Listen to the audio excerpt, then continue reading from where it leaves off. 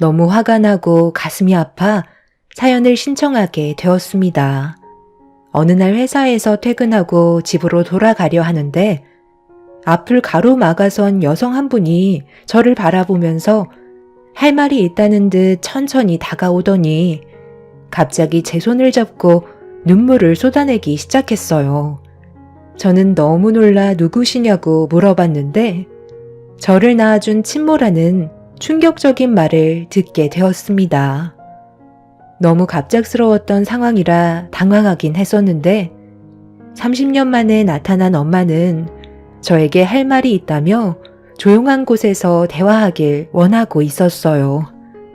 30년 만에 나타난 친생모와 다시 대면할 수 있을 거라는 상상을 가끔 해본 적은 있었지만 실제로 눈앞에 친생모가 나타나니 어떻게 해야 할지 모르겠더라고요.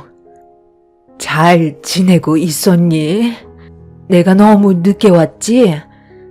그동안 너를 만날 수 없을 정도로 너무 바쁘게 살아오다 보니 세월이 벌써 30년이나 흘러버렸구나. 눈빛을 보니까 나를 기억하지 못하는 것 같은데 네가 워낙 어렸을 때라 그럴 수 있을 거야. 갑자기 찾아와서 많이 놀랐니?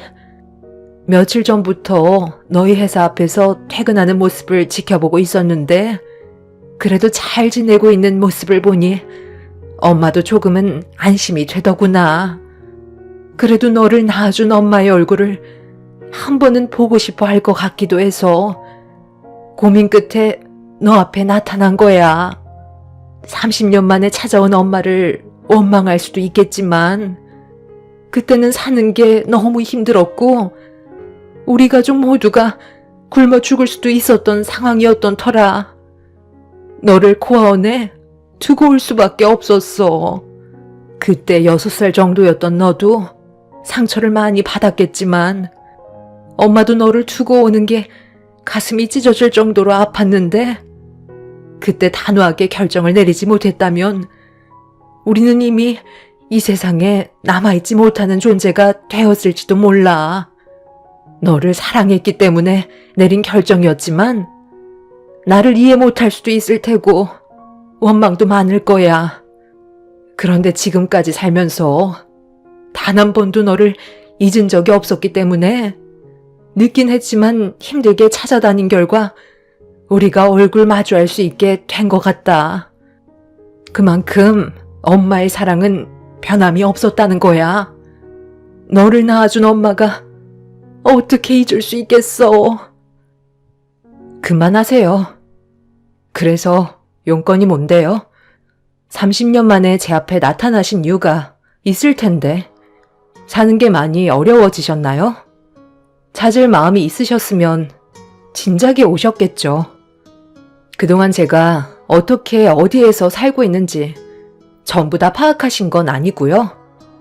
제가 버려졌던 고아원 아직까지 운영하고 있어요. 그럼 저를 두고 가신 고아원에 연락 한 통만 해보셨다면 바로 확인 가능하셨을 텐데요. 저는 지금도 저를 이 자리에 있게 해주신 분들의 은혜를 잊지 않고 아직까지 봉사하러 다니고 있어요. 제가 왜 그렇게까지 했는지 알아요? 30년이 지났어도 언젠간 저를 다시 데리러 오실 거라는 희망 하나를 가지고 살아왔었어요. 그런데 당신이 저한테 모습을 보여주기 전에 이미 몇 달 전에 보육원을 다녀가셨다면서요? 그리고 제가 어디서 어떻게 살고 있는지 물어보셨다고 하던데 그 이후로 단 한 번도 보육원에 찾아오신 적 없으셨잖아요. 그동안 제 뒷조사를 하고 다니셨나요? 보육원에서는 제가 어디 회사에서 근무하고 있는 건 전혀 모르고 있는데 제 앞에 나타나신 건 그동안 저를 미행하셨다는 거잖아요. 못 먹고 못 살면 평생 나타나지 않을 생각이셨는데 제가 잘 먹고 잘 사는 모습을 보니까 뭐라도 뜯어 먹으려고 제 앞에 나타나신 거죠? 저도 지금까지 살아오면서 눈칫밥을 몇 년이나 먹었는데 그 정도 하나 눈치 못 챘을까 봐요. 그런 슬픈 얼굴 하지 마세요. 버릴 땐 언제고 이제 와서 엄마라고 찾아오시면 제가 눈물이라도 흘리면서 보고 싶었다는 말을 할 줄 아셨어요? 저는 그동안 살면서 엄마라는 존재를 찾을 생각도 없었고 이미 제 기억 속에선 전부 지워진 상태예요. 키워주신 세월보다 저 혼자 살아간 세월이 훨씬 많은데 이제 와서 대우받으시려는 건 아니죠? 엄마를 닮아서 그런지 눈치 하나는 엄청 빠르네. 그래, 내가 30년 만에 너를 찾아온 이유가 뭐겠니? 내 삶이 힘들어지니까 도움 좀 받을까 해서 찾아왔다. 너를 낳아준 엄마인데 당연히 요구할 수 있는 거 아니야? 보육원 그 원장도 이분 엄청 가볍네. 내가 비밀로 해달라고 몇 번이나 부탁을 했었는데 너한테 바로 얘기했었니? 이래서 사람은 함부로 믿으면 안 된다는 거야. 내가 삶이 힘들어지고 돈줄이 말라가다 보니까 돈 넣을 구멍이 어디 있나 찾아보니 30년 전에 너를 두고 온 보육원이 아직까지 운영한다는 걸 알게 되면서 혹시 몰라 찾아가니 네가 아직까지 왕래를 하고 있다는 소식을 들을 수 있었지. 그래서 네가 언제 보육원에 찾아오는지 물어본 다음 그때부터 어떻게 사는지 궁금해서 뒤를 좀 밟아봤다. 그런데 꽤 괜찮은 집안에 입양이 된 것 같더라. 회사도 대기업이고 거기에다가 이번에 결혼까지 한다고 해서 나도 사위 얼굴 좀 보려고 잠깐 병원에 다녀왔었다. 상당히 잘생겼던데? 어른을 대하는 예의도 있고 그 정도면 사윗감으론 합격이더라. 내가 너를 여태껏 끼고 살았으면 이런 삶을 살아갈 수 있었겠니? 그러니 엄마한테 감사해야지. 본심을 드러낸 친모는 저에게 물질적인 걸 요구하려고 찾아오신 거였어요. 삶이 팍팍해졌다고 앞으로 잘 부탁한다며 제가 누리고 있는 삶이 온전하게 유지되고 싶으면 금전적인 보상을 꾸준히 해줘야 할 거라는 충격적인 말을 꺼낸 뒤 자리에서 일어나셨어요. 그리고 책상 위에 메모지 하나를 툭 던지면서 적혀있는 계좌번호로 다음 날까지 1,000만 원을 입금하라는 어이없는 말을 하셨네요. 남은 인생 딸 덕 좀 보면서 편하게 살자는 한마디를 던지셨어요. 제가 원하는 대로 해드리지 않겠다고 하자 엄마는 힘들게 쌓아온 인생이 무너지는 건 한순간이기 때문에 누가 잃을 게 많을지 잘 생각해보고 판단하라는 말을 하셨어요. 30년 만에 갑자기 나타나 저에게 돈을 요구한 친모의 모습이 너무 실망스러웠고 그런 사람의 뱃속에서 태어났다는 게 너무 진저리가 날 정도로 싫었어요. 그동안 저를 미행하면서 제가 어떤 삶을 살고 있는지 전부 훤히 꿰뚫고 있었다는 거에 소름이 돋았고 제 인생을 망치려고 찾아온 친모와의 관계를 어떻게 하면 정리할 수 있을지 많은 고민에 빠져 있었죠. 저 혼자서 해결할 수 있는 문제가 아니라는 판단이 서게 되면서 집에 들어와 부모님께 좀 전에 있었던 일들에 대해 전부 털어놓게 되었고 엄마와 아빠는 친모를 만났다는 것 또한 놀라셨지만 30년 만에 나타난 친모가 금전적으로 요구를 했다는 거에 입을 다물지 못하셨어요. 친모가 정말 여기 계좌에다가 1,000만 원을 입금하라는 말을 했다고? 돈을 주지 않으면 혜인이 네가 살아온 인생을 전부 다 망쳐버리겠대? 그게 너를 낳아준 친모가 할 말이야? 어떻게 그런 사람이 다 있니? 아직 전화번호는 교환 안 했다고 했지? 그럼 다음날 돈이 들어오지 않는다면 분명 회사 앞으로 찾아오겠네. 전화번호는 절대 알려주지 말고 조만간 아빠랑 엄마가 전부 다 해결해 줄 테니까 혜인이 너는 평소처럼 행동하면 돼. 그리고 혹시 모를 일을 대비해야 되니까 예비사이한테 전화해서 이번 주 주말에 밥이나 같이 먹게 집으로 좀 오라고 전해줘라. 그래야 우리가 처한 상황에 대해 미리 대비를 하지. 저희 부모님은 친모가 나타났다는 거에 긴장을 하셨는지 최대한으로 피해를 줄이기 위해 고민을 많이 하고 계셨어요.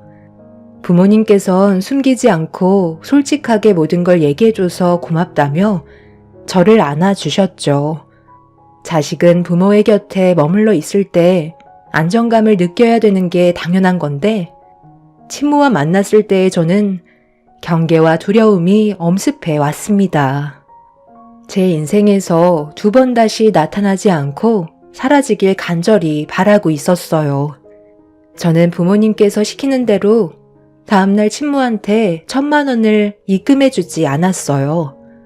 그리고 예상했던 대로 퇴근 후 제 앞에 친모는 화가 잔뜩 올라온 얼굴로 저를 바라보며 성큼성큼 다가와 제 팔을 붙잡은 뒤 조용한 곳으로 끌고 갔어요.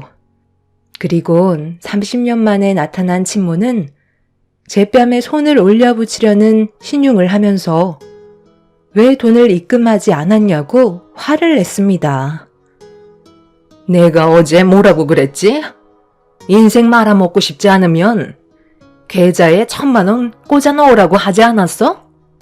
그런데 지금 뭐 하는 짓이야? 꼴랑 1,000만 원 때문에 인생 종치고 싶어? 나는 잃을 게 없는 사람이라고 분명 말을 했을 텐데. 지금 당장 계좌로 1,000만 원 입금시켜라. 그렇게 하지 않으면 내가 너희 집으로 찾아가마. 그렇게 하실 필요 없을 것 같은데요. 저희 부모님께서 아까부터 미리 나오셔서 기다리고 계셨거든요. 저기 걸어오시는 거 보이시죠? 여기 말고 다른 곳으로 장소를 옮기시는 게 좋을 것 같네요. 동네 양아치도 아니고 이게 지금 뭐 하는 짓이에요? 제가 혼자 고민하고 있을 줄 알았어요? 설마 도망칠 생각은 아니시죠? 내가 왜 도망을 쳐? 이참에 잘 됐네. 어느 정도 예상은 했었는데 전개가 빨라서 최대한 빨리 해결을 볼 수 있을 것 같다. 이런 걸로 기가 눌렸을 거라 생각하니? 친모는 오히려 저희 부모님께서 찾아오시는 게 속 편하다며 원하는 걸 빨리 얻을 수 있을 것 같다는 말을 하면서 저희 부모님과 얼굴을 대면했습니다. 팽팽한 긴장감 속에 저희 부모님과 친모가 인사를 주고받은 뒤 장소를 옮겨 왜 30년 만에 찾아와 금전적인 요구를 하는지 물어보시며 대화를 이끌어 나가셨어요. 제가 일일이 살아온 세월에 대해 설명할 필요는 없지만 그래도 뭐 대충은 알고 계셔야 말이 통할 것 같으니 설명할게요. 배 아파 낳은 친딸을 보낸다는 게 얼마나 힘들었는지 아세요? 저도 먹고 살려고 그럴 수밖에 없는 선택을 한 것뿐인데 그게 잘못된 건 아니잖아요? 우리 둘이 헤어지지 않았다면 분명 둘 다 무사하지 못했을 거예요. 그때 당시 집안의 가장이란 놈이 저를 버리고 바람을 피웠어요. 뒤늦게 알게 됐지만 이미 늦어버린 상태였고 그놈은 저희 둘을 버리고 잠적을 해버렸습니다. 그때 받았던 배신감은 평생 지울 수 없는 고통이었죠. 그래도 언젠가 다시 돌아올 거라 희망을 버리고 싶지 않았지만 가족을 버리고 떠난 남편놈이 사고로 세상을 떠났다는 소식을 듣게 되었고 이런 제 삶이 너무 원망스러웠는데 하나밖에 없는 딸은 제가 어떤 상태인지도 모르고 계속 패가 고프다며 포치기만 했었어요. 그런데 저를 바라보고 있는 얼굴에서 세상 떠난 남편놈의 얼굴이 자꾸 나타나더라고요. 너무 닮은 얼굴을 보고 싶지 않아 하루하루 사는 게 괴로울 정도였는데 그런 괴로움을 잊게 해준 한 사람이 찾아오면서 저는 결심을 하게 되었죠. 저를 사랑해주는 남자와 새 가정을 꾸리기 위해선 우리는 헤어질 수밖에 없는 사이였고 그때 당시 고아원에 가면 가진 거 없는 엄마의 품보다는 괜찮을 것 같아 보내기로 결심을 하게 된 거였네요. 잠깐의 슬픔은 있었지만 저와 새롭게 시작하게 된 지금의 남편과 평탄히 잘 지내다 보니 미안했던 감정도 금세 사라지더라고요. 그렇게 몇 년 전까지 잘 살아가고 있었는데 저희 남편이 암으로 세상을 떠나면서 돈이 바닥나 삶이 궁핍해져 버렸죠.